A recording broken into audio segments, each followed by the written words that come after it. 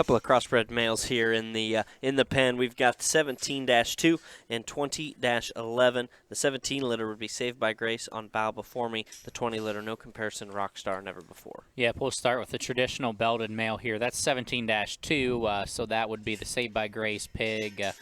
We've got along really well with those pigs. They were well received this summer. We've got one that looks pretty decent for a big show here coming up, so we'll see what happens there. But the mother here would be a Bow Before Me Wild Will, actually. Gilt litter came from Hildy. The Wild Will grandma is actually a littermate to Cameron Crisis Little Blue Barrel that won the lightweight divisions a few years ago in Columbus. That I know Will has said many times it's still one of his all-time favorites, and I agree. I thought that one was incredible, and if that one weighed anything more, if he would have weighed any heavier than 240 or whatever he did, I think that one probably wins. But 17-2, again, I think we're very deep on the male side, and this one's seemingly had a lot of friends, and I think for the right reasons. He's square, he's functional, he has some extras in terms of just look and density and hair, and one that honestly, I don't want to call him a middle-of-the-road one because he's not. He's unique in some areas, but he's one that's just, he's sound, he's practical, he's complete, and has some extras in terms of just bulk and shape. I think a very good barrel. Yeah, sound complete, well-balanced, functional hogs usually surface to the top pretty quickly, at least at the shows I go to and across the country, and this one checks all those boxes and still has some extras about him, too, like you said,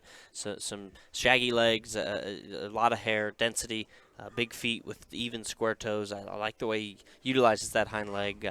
I think the 17-2 is a nice kind of a barrel. I guess I will add one just quick comment on him is the way our Saved by Graces here are fed. The best ones have looked like that one. I can believe and that. as they age and mature, man, they bulk and dense up a whole bunch. Have a lot of faith in that one. Yeah, and we'll switch over now to the 20-11. Yep, 20-11. We talked about a lot of those. His littermate sisters. Mom was the gilt that was reserved at Eastern Regional and reserve heavy at Kansas City last year.